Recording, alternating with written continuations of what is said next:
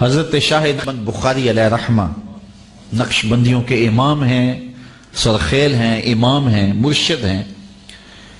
آپ کابل میں تشریف لائے تو بادشاہ کے گھر میں کام کرنے والی ایک خاتون آپ سے روحانی نسبت قائم کر لیتی ہے۔ بہت سارے لوگ تھے جو ہجوم میں آپ سے نسبت قائم کر رہے تھے تو اس کی نسبت بھی قائم ہو گئی۔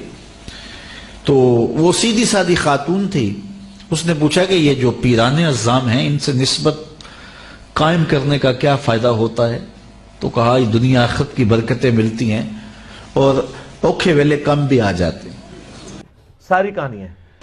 خیر وہ نیک پہلے ہی تھی، جب نسبت قائم ہوئی تو اور رنگ چڑھا اور اتنی دیانت سے شاہی محل میں کام کیا کہ بادشاہ اس سے بہت زیادہ اس پر اعتماد کرنے لگا۔ جو اس کی ہم منصب تھیں انہوں نے اس سے حسد کیا اور بادشاہ کے گھر کا زیور چوری کر کے اس پر الزام دھر دیا اور گواہیاں بھی دے دی۔ بادشاہ کو بڑا غصہ آیا کہ میں اتنا اعتماد کرتا ہوں اور اس نے میرے گھر کے اندر چوری کی۔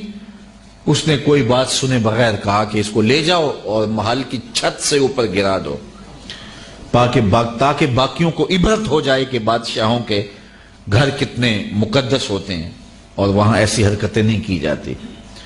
اس نے چیخ کے کہا میں نے چوری نہیں کی، لیکن اس کی کون سنتا؟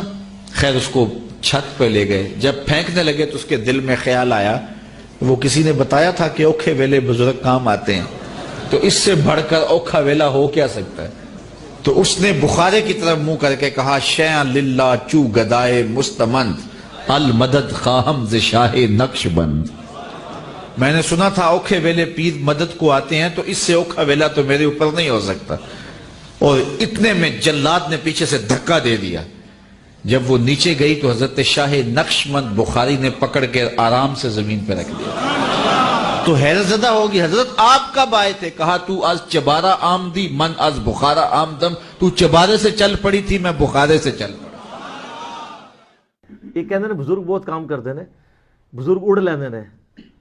اے سائبیریا بزرگ اڑ کے جا کے دس سکتے ہیں سر؟ آلموسٹ آپ سمجھ لیں 8-10 ہزار کلومیٹر کا سفر بغیر ریفیولنگ کے یہ پرندے کرتے ہیں، اور سوتے بھی عوام میں ہیں، نہ کچھ کھاتے ہیں نہ پیتے ہیں، یہاں کے لینڈ کرتے ہیں۔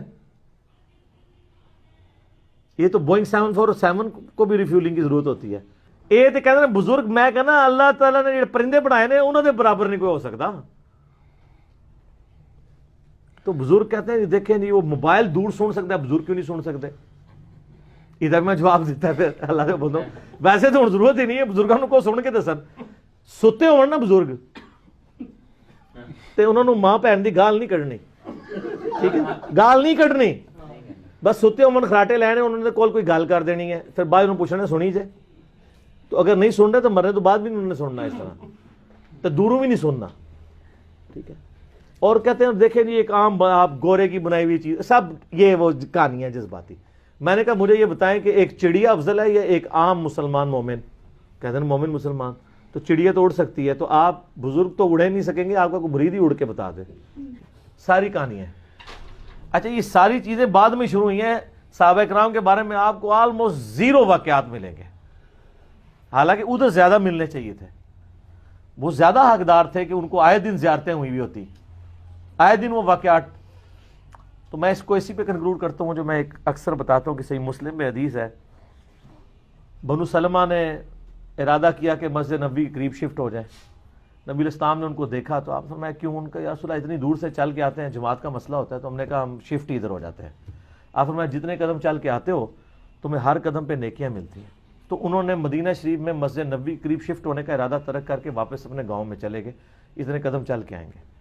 تو میں اس پہ ایک معصومانہ سوال کرتا ہوں، آپ تو بزرگوں کے بارے میں کلیم کرتے ہیں وہ اڑ کے پہنچ جاتے ہیں، تو نبی الاسلام صحابہ کو کہتے ہیں یار اولیاء اللہ تو تمہارے قدموں کی خاک ہیں، بلکہ وہ جو ایک اور انہوں نے بنایا ہوا ہے کہ اگر کسی فلاں شخص کی گھوڑے کی سم سے خاک اڑے اور وہ جا کے ادھر جناب ناک میں کسی گھوڑے کی بیٹھے اور اس سے بھی زیادہ ایک جو ہے صحابی افضل ہے، تو یہ صحابہ تو جو ہے اتنے افضل ہے، تو آپ کے اولیاء اللہ بغیر بوئنگ 747 کے، بغیر اونٹ کے، بغیر گھوڑوں کے ایک نماز پڑھتے ہیں مسجد نبوی میں، دوسری پڑھتے ہیں بیت اللہ میں، تیسری پڑھتے ہیں بیت المقدس میں جا کے، ٹھیک ہے جی، اور چوتھی جو ہے وہ واپس آ کے جہلم شریف پڑھتے ہیں یا لاہور شریف پڑھتے ہیں۔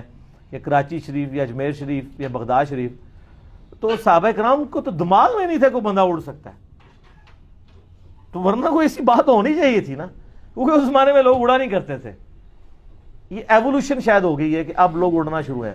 ایوولوشن بھی یہ ہے کہ اگر پہلے اڑتا تھا تو اس کے پر آہستہ آہستہ ختم ہوا ہے. ایوولوشن یہ تو ڈارون بھی نہیں منتا کہ کتے پر نہیں سن تو ہوں اگنے شروع ہو گئے ہیں. یہ وہ ایوولوشن ہے ڈارون بھی نہیں منتا.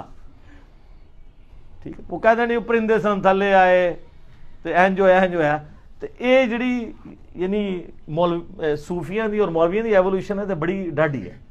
تو اس زمانے میں یہ کوئی باتیں نہیں ہوا کرتی تھی, اسی لیے مذاق بنا ہوا ہے. سب کہانی ہے.